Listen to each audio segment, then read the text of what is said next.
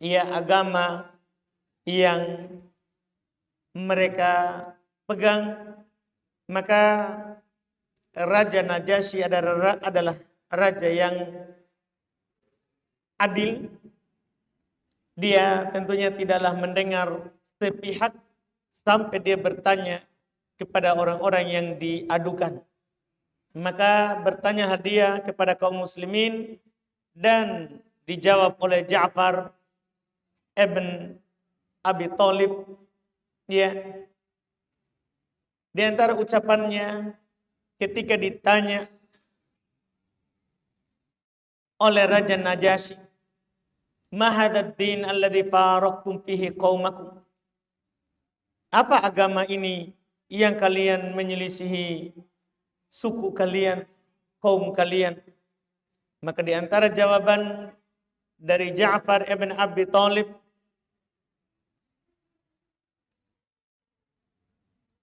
kepada Raja Najasyi, "Ayuhal Malik, wahai Raja, kunna qauman ahla jahiliyah. Dulu sebelum ini kami sekelompok orang yang berada dalam kebodohan. Na'budul asnam, kami menyembah berhala. Wa na'kulul maita, memakan bangkai. Wa na'til fawahish, kami melakukan zina. Wa naqtaul arham, kami memutus silaturahim. Wa nusi'ul jiwar, kami sangat buruk dalam bertetangga. Ya'kulul qawi minna ad-dha'if, orang-orang kuat di antara kami memakan yang lemah. Wa kunna ala dzalik, kami di atas semua itu. Hatta ba'atsallahu ilaina rasulan minna, sampai Allah Subhanahu wa taala mengutus seorang rasul dari golongan kami. Dalam riwayat Ja'far berkata, "Ar-rasul alladzi basyara bihi Isa." Yaitu rasul yang Nabi Isa telah memberikan kabar gembira di kitab kalian, karena Najasyi Nasoro. Raja Najasyi itu menganut agamanya Isa. Jadi dia tahu tentang apa yang dikabarkan dalam kitabnya, bahwa akan datang setelah Nabi Isa seorang bernama Muhammad yang bernama Ahmad.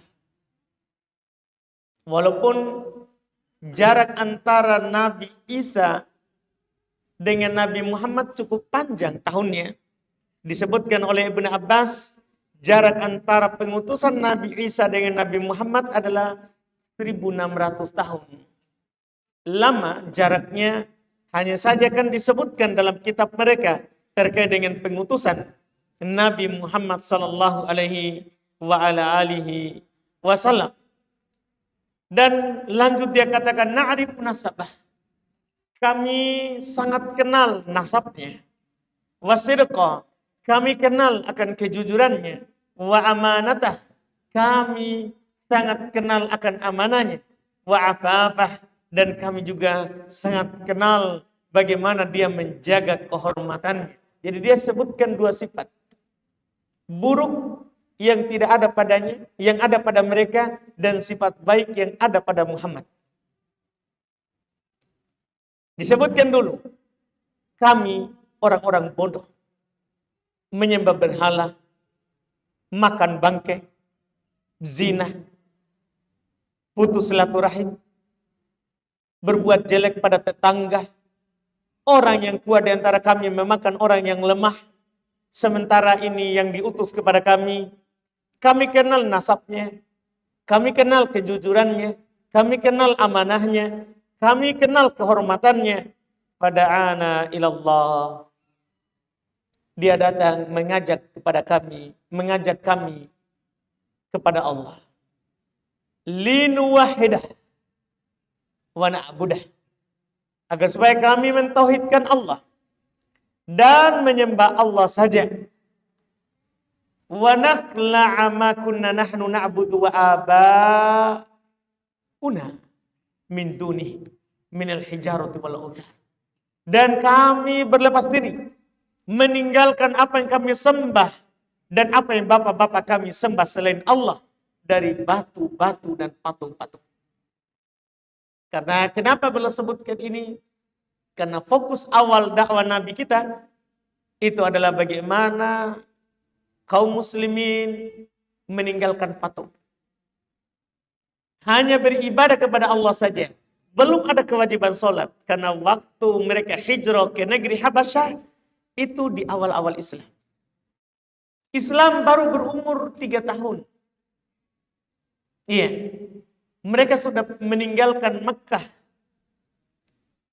Yaitu memasuki tahun keempat Nabi dakwah terang-terangan sebagaimana yang telah lewat.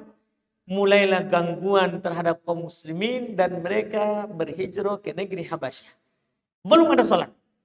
Karena sholat tidak disyariatkan kecuali tahun ke-10 setelah pengutusan. Setelah tahun ke-10. Maka mereka hanya menyebutkan dakwah awal Nabi. Bagaimana menjaga hubungan antara manusia dan antara Allah Subhanahu wa taala. Juga belum lanjut bercerita wa amarona bisidikil hadid. Ini Rasul kami ini memerintahkan kami untuk berkata jujur. Wa ada'al amanah, menunaikan amanah. Wasilaturrahim, menyambung silaturahim. Wa husnul jiwar, baik dalam bertetangga. Wa kaffi anal maharim ad-dima, dan menahan diri dari hal-hal yang diharamkan dan pertumpahan darah. Wa nahana 'anil fawahish, beliau juga melarang kami dari perbuatan keji. Wa qauluz zur, berkata dusta. Wa akli malil yatim, memakan harta anak yatim. Wa qatlul muhsanah, menuduh perempuan baik-baik berzina. Dia sebutkan hal-hal yang Nabi kita ajak kepadanya di awal Islam. Dan di antara yang disebutkan, na'budullaha wahdah wa la nusyriku bi syai'a. Kami hanya menyembah Allah saja, tidak menduakan Allah dengan sesuatu apapun. Apa yang terjadi? Fa'ajaban Najasyi dalik. Najasyi pun raja itu takjub terhadapnya. Ini orang baik. Maka kembali dia bertanya, hal ma'at mimma ja'abi anillahi min syai'. Apa kamu punya sesuatu yang dia ajarkan, yang dia bawa dari Allah? Faqala Ja'far, kata Ja'far, na'am. Iya. Faqala lahu Najasyi, faqra'uhu alayya. Kata Najasyi, coba bacakan kepada saya. Iya. Faqara alayhi sadrun min kaf ha ya ain sad. Ja'far orang pintar. Orang cerdas. Maka mulailah dia membaca awal surat Maryam. Kita tahu kan Maryam, ibunya Nabi Isa. Ibunya Nabi Isa. Yang mana disitulah cerita tentang mereka. Ini namanya memilih surat yang tepat untuk disampaikan kepada orang yang tentunya berpemahaman dan mengerti terkait dengan hal tersebut. Dibacakanlah kepadanya awal surat Maryam. Awal-awal surat Maryam. Apa yang terjadi? Menangis Raja Najasyi. Hatta, kata Ummu Salamah yang menyaksikan itu, hatta akhdala lihyatah, sampai basah jenggotnya. Basah jenggotnya. Karena dalam surat Maryam terdapat cerita lengkap. Bagaimana Maryam, siapa ayahnya, kemudian bagaimana kehidupannya setelah dia lahir. Apa nazar dari orang tua Maryam? Kalau yang lahir laki-laki, ternyata yang lahir perempuan, Maryam. Ternyata dia menghambakan diri kepada Allah dan menjadi perempuan yang taat. Pokoknya diceritakan, dibaca, menangis. Karena dia dengarkan kisah orang yang menjadi panutannya, lengkap disejarahkan oleh orang yang tidak beragama dengan agama dia. Menangis dia. Disinilah awal kebaikannya. Dan pada ujungnya dia masuk Islam, cuman dia tidak umumkan ke kaumnya. Karena dia adalah seorang raja, pernah dia coba dan terjadi kekacauan di kerajaannya. Dia sembunyikan keislamannya. Dan waktu dia meninggal, Nabi melakukan sholat gaib. Karena kaumnya melaksanakan jenazahnya dengan pelaksanaan Nasoro. Menyelenggarakan penguburannya adalah di atas agama Nasoro padahal dia sudah masuk Islam. Maka dinukil dalam hadits Bukhari Muslim ketika Najasyi meninggal, Nabi mengumumkan di masjid. Telah meninggal Najasyi dan mereka keluar ke lapangan melakukan sholat gaib. Nabi bertakbir 4 kali seperti sholat jenazah secara umum. Meninggal di atas Islam karena dia di awal pertama sekali mendengarkan ayat-ayat Al-Quran menangis, tersentuh, dan disinilah dia masuk Islam. Ketika mendengarkan itu, mendengarkan ayat-ayat Allah Subhanahu wa taala, dia pun berkata, inna hadza walladzi ja'a bihi Musa. Inilah yang Nabi Musa bawa. Dan dia bilang la yakhruj min miskatin wahid. Ini keluar dari satu sumber. Maka dengan inilah dia izinkan kaum muslimin untuk tinggal di negerinya. Dan dia berkata kepada utusan musyrikin, la usallimuhum ilaikum abada wala akad. Saya tidak akan pernah menyerahkan mereka selamanya kepada kalian. Dan tidak akan pernah. Tidak akan pernah saya lakukan. Maka kaum muslimin hidup di negeri Habasyah dengan aman. Damai. Tidak ada yang mengganggunya sedikit pun. Iya, tidak ada yang mengganggunya sedikit pun. Kembalilah. Iya. 2 utusan Quraisy itu dengan kekecewaan dan juga termasuk yang dikisahkan di situ adalah dia tidak menerima togokan yang dibawa oleh orang utusan Quraisy. Oleh utusan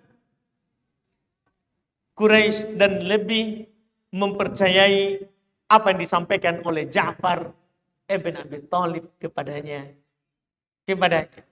Dan ini akhirnya mereka hidup aman, ya, tidak kembali ke Mekah. Mereka melakukan berbagai macam kegiatan mereka di atas keyakinan agama Islam di negeri Habasyah. Bersamaan dengan itu, di Mekah sendiri terjadi 2 kejadian yang tentunya membuat Muslim di Mekah merasa aman, yaitu Islamnya Hamzah bin Abdul Muttalib, aman dari Rasulullah, dan Islamnya Umar ibn Khattab. Tidak didapatkan riwayat yang sahih yang menukil bagaimana kisah Islamnya itu Hamzah. Tidak ada penukilan yang sahih dari Nabi. Ada beberapa riwayat yang dhaif, cuman kita tidak bisa bersandar dengannya. Jelas ini Hamzah ibn Abdul Muttalib ini adalah termasuk pemberani dari Quraisy. orang yang ditakuti, dihormati, dan dikenal akan keberaniannya. Dia dikenal dengan Asad al-Islam, singanya Islam. Ketika dia masuk Islam, kaum muslimin merasa tenang. Bahkan dinukil bahwa orang-orang Quraisy mulai mengurangi gangguannya kepada Rasulullah. Mereka yakin kalau kita ganggu ini Muhammad, maka Hamzah Hamzah akan membelanya. Jadi mereka sudah mulai berpikir untuk mengganggu Rasulullah sallallahu alaihi wasallam. Sehingga alhamdulillah Rasulullah mulailah aman dan tidak mendapatkan apa yang diganggukan oleh Abu Jahal, Abu Lahab sebelumnya. Ditambah setelah itu masuklah Islam Umar ibn Khattab, yang mana Rasulullah memang selalu berdoa dengan doa Allahumma a'izzal Islam bi ahabbi hadaini rajulain ilaik. Ya Allah, muliakanlah Islam dengan yang paling kamu cintai dari dua laki-laki ini. Belum sebutkan namanya bi Abi Jahal atau bi Umar ibn Khattab. Dengan Abu Jahal atau Umar ibn Khattab. Jadi dua orang. Nabi meminta kepada Allah, ya Allah muliakanlah Islam. Tapi Nabi bilang salah satu dari dua orang ini. Karena dua orang inilah yang paling berani yang ada di kota Makkah. Iya, Abu Jahal dan Umar ibn Khattab. Ini doa ini Nabi ucapkan sebagaimana yang dinukil oleh Imam Ahmad, At-Tirmidzi dan selainnya. Syekh Al-Albani sahihkan. Bahkan dari Aisyah radhiyallahu taala anha, Nabi tidak menyebutkan Abu Jahal. Di dalam riwayat Al-Imam Al-Hakim dan disahihkan oleh Al-Imam Ad-Dahabi rahimahullahu ta'ala, Nabi berkata, berdoa Allahumma a'izzal Islam bi Umar ibn Khattab, seorang. Ya Allah, muliakanlah Islam dengan Umar ibn Khattab. Ini sebelum dia masuk Islam. Beliau sudah selalu berdoa seperti itu. Karena kaum muslimin sampai harus keluar dari Mekah. Karena rata-rata awal Islam, yang masuk Islam adalah orang-orang yang tidak punya kekuatan. Rasulullah bisa bertahan karena ada pamannya. Ada keluarganya. Ia membantunya secara harta, ada istrinya. Khadijah yang hidup bersamanya. Yang masuk Islam. Awal pertama kali Nabi diutus menjadi Rasul Allah. Bahkan Nabi Allah, Khadijah, adalah orang yang paling pertama mempercayainya.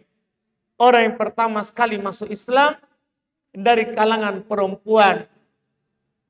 Iya, jadi kaum muslimin yang lain tidak ada yang bisa melindunginya. Maka Nabi SAW selalu berdoa untuk memuliakan Islam dengan Umar ibn Khattab. Dan doa Nabi itu terkabulkan. Diceritakan oleh saudarinya. Diceritakan oleh saudarinya sendiri. Fatimah bintul Khattab. Karena dia sudah masuk Islam duluan daripada kakaknya. Dia bercerita bagaimana sejarah awal Islam. Kalau ini penukilannya sahih. Kalau sejarah Islamnya Umar ibn Khattab radhiyallahu taala anhu,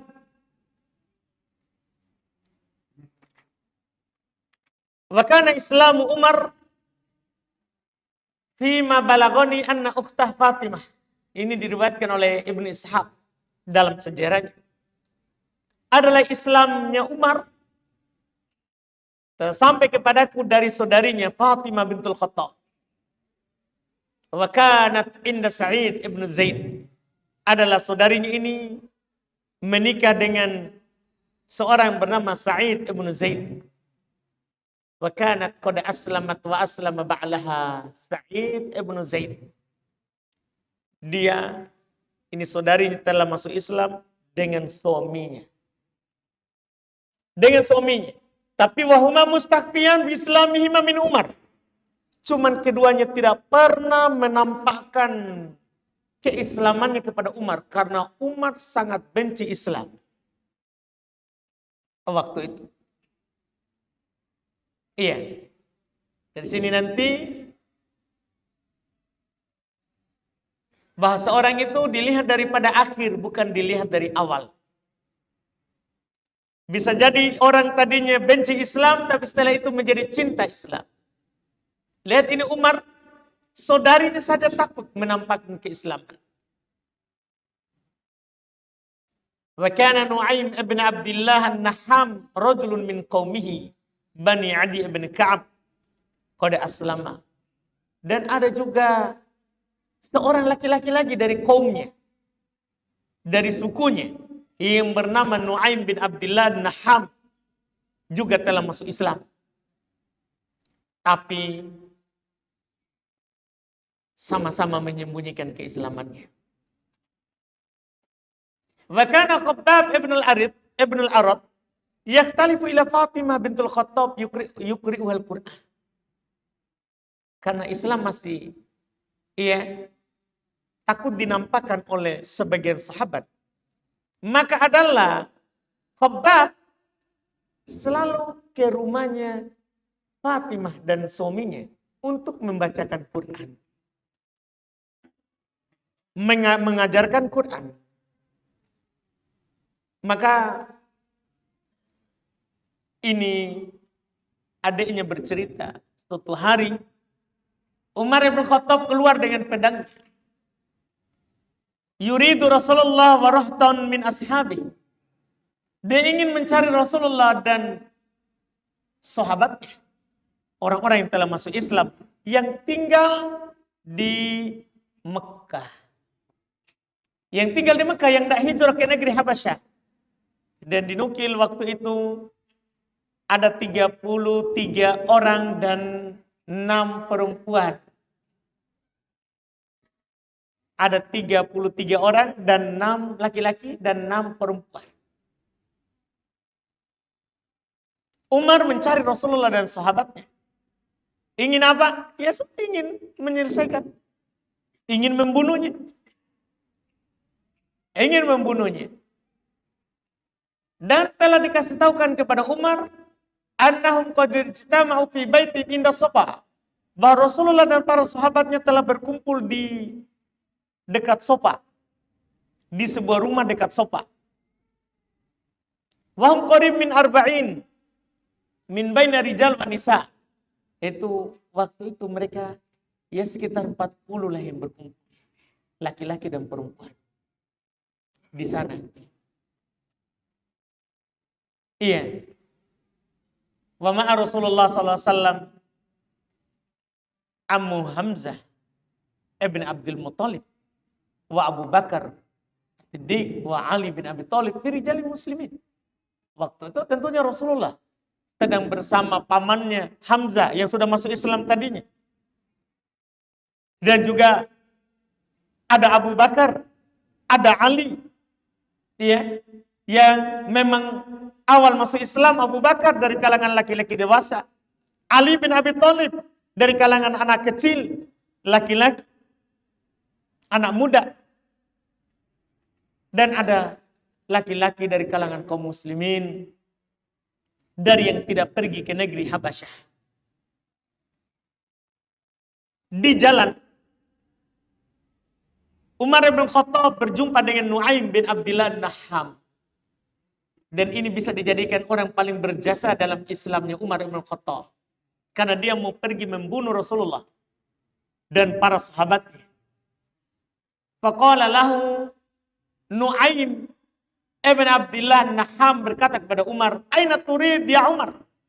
Kamu mau kemana wahai Umar? Dia bilang, "Uridu Muhammadan. Hadha sabi alladhi farraqa amr Quraisy wa sabbaha ahlamaha wa abadinaha wa sabba alihataha. Faqatulah." Masya Allah. Saya mau mencari anak kecil itu. Saya mau mencari anak itu. Dianggap dirinya anak kecil. Rasulullah anak kecil. Padahal Rasulullah lebih berumur daripada dia. Rasulullah lebih berumur daripadanya. Karena dia kan pemberani. Namanya pemberani biar umurnya lebih muda dianggap orang lain kecil. Padahal perbedaan umurnya adalah 10 tahun dengan Rasulullah. Saya mau cari itu anak muda yang telah memecah belah perkara Quraisy, menganggap bodoh akal mereka, mencela agamanya dan mencela sembahan orang Quraisy. Saya akan membunuhnya. Faqala lahu Nuaim. Nuaim berkata kepadanya, menasihatinya. Kan dia juga ini muslim. Wallahi gharra nafsi min nafsika ya Umar. Demi Allah, dirimu menipu dirimu. Dirimu telah menipu dirimu. Ataro bani Abdi Manaf tarikik tamsi alal ard wa qad qatalta Muhammadan. Dia bertakuti karena juga bahaya. Nabinya mau diganti, mau dibunuh. Ini juga kecerdasan dari Nuaim ibn Abdillah Naham. Apakah kamu menyangka, wahai Ibnu Khattab, bahwa Bani Abdul Manaf akan membiarkanmu jalan di atas muka bumi sementara kamu telah membunuh Muhammad? Karena orang Arab itu kan sistemnya suku, kabilah. Ada yang terbunuh, semuanya ikut perang dari sukunya itu. Iya, dari sukunya itu. Satu saja, maka semuanya akan ikut membelanya. Maka diingatkan oleh Nuaim, kamu mau, apa kamu akan mengira bahwa Bani Abdul Manaf akan membiarkanmu berjalan di atas muka bumi? Afala tarji'u ila ahli baitik fatukima amrahum. Ini yang kedua. Apakah setelah itu kamu membunuh Muhammad? Setelah kamu membunuh Muhammad, kamu kembali di rumahmu, terus kamu bisa tenang dan bisa menegakkan perkara keluargamu? Ini mulai dia heran ini. Mulai dia bingung. Kenapa bisa keluargaku akan memusuhiku kalau saya bunuh Muhammad? Kan dia tak tahu kalau ada saudarinya, ada iparnya telah masuk Islam. Maka dia bertanya, wahai ahli baiti, siapa itu yang akan membenci saya kalau saya bunuh Muhammad? Kata Nuaim, khotanuk wabnu ammik Sa'id ibn Zaid. Ya, saudarimu sendiri, anak pamanmu. Kebetulan adiknya menikah dengan keluarganya, sepupunya sendiri. Wa uktaka Fatimah bintul Khattab faqad wallahi aslama wa taba'a Rasulullah Muhammadan ala dini.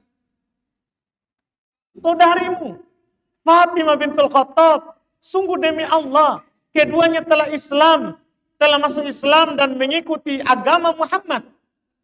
Fa'alaika bihima, daripada kamu urus Muhammad, urus adikmu sama iparmu. Sebelum kamu, ini minimal terhalang dia dari membunuh Nabi Muhammad. Karena Nabi Muhammad kalau terbunuh, selesai Islam. Itu menurut Nuaim. Sekarang urus saudarimu itu, urus iparmu. Dia tidak jadi. Faqala faraja Umar amidan ila ukhtih wa qatani. Maka dia pun memutuskan kembali ke rumahnya sendiri, mendatangi saudarinya dan iparnya. Bertepatan waktu itu indahuma Khabbab. Di sisi mereka lagi ada Khabbab. Ma'ahu sahifa fiha Toha.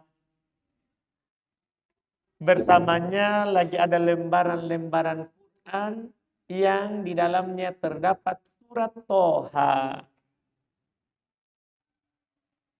Yukri'uha iyaha.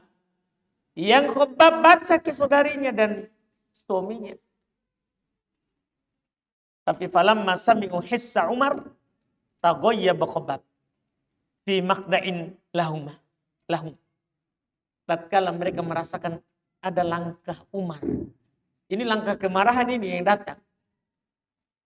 Dan ternyata tanpa dia sadari bahwa saudarinya dan iparnya sudah masuk Islam. Tatkala mereka mendengar langkah Umar, tentunya masih bawa pedangnya. Khabbab bersembunyi.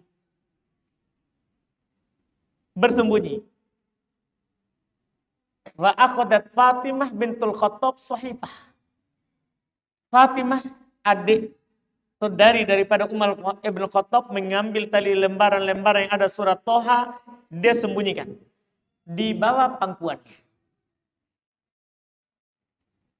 Tapi wa qad sami'a Umar hina dana minal bait qira'at Khabbab alaihima. Umar telah mendengarnya ketika dia mendekat ke rumah.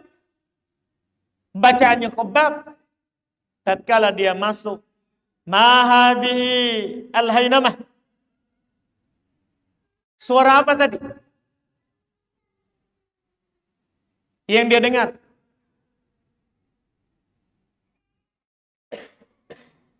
Qalalah, maka dia berkata kepadanya, ma sami'tu syai'an. Saya tidak dengar sesuatu. Qala bala wallahi. Sungguh benar demi Allah, ukhbirtu annakum mataba'tuma Muhammadan ala dini. Saya dikabarkan oleh Nuaim ibn Abdillah Nahab, telah dikabarkan kepada saya bahwa kamu berdua telah mengikuti Muhammad di atas agamanya. Maka yang pertama sekali dia siksa adalah Sa'id ibn Zaid, suaminya. Tapi karena suaminya disiksa oleh Umar, qamat ilaihi ukhtuh. Saudarinya berdiri kepadanya, menghalanginya, membela suaminya. Fadarabaha fashajjaha. Umar memukulnya dan merobek, melukainya. Tapi disinilah mulai dia lembut. Jadi kadang luka itu di situ kadang menjadi sebab kebaikan. Falamma fa'ala dzalika qalat lahu ukhtuhu wa khatanah. Tatkala dia lakukan itu, maka saudarinya dan iparnya berkata, na'am qad aslamna wa amanna. Kami telah masuk Islam dan kami telah beriman billahi wa rasuli, dengan Allah dan Rasulnya. Tanpa gentar dia bilang, fasna ma badalak, silakan kamu lakukan apa yang kamu mau. Kami yang jelas sudah Islam. Falamma ra'a Umar ma bi ukhtihi minad dam. Tatkala Umar melihat saudarinya sudah bercucuran darah, nadima, muncul penyesalannya, Masya Allah. Penyesalan belum karena Islam, tapi karena keluarga. Dia pukul saudarinya sampai berdarah seperti itu. Iya. Akhirnya dia menyesal dan mulai turun emosinya, dan dia berkata, "A'tini hadis sahifah lati sami'tukum taqra'una anif. Coba beri kepada saya lembaran-lembaran yang kalian baca tadi. Dan kita pahami, kita harus tahu Umar bin Khattab, dia adalah orang yang bisa menulis dan bisa membaca. Umar bin Khattab. Beliau adalah orang yang bisa menulis dan bisa membaca. Tapi saudarinya bilang,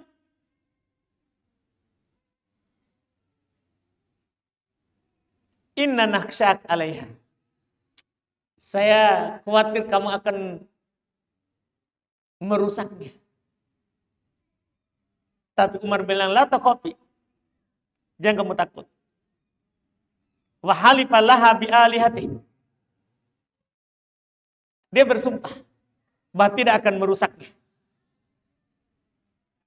Dan kalau dia sudah membacanya, saya akan kembalikan. Ketika dia ngomong begitu, saudarinya sangat berharap akan keislamannya. Karena ini orang sudah mulai lembek terhadap Islam. Dia manfaatkan. Habis ya. Nah, nanti lagi ini insya Allah. Berikutnya. Iya, setelahnya kita akan sampaikan di pertemuan akan datang. Tinggal nanti lanjutan sedikit apa yang dikatakan kepada saudara.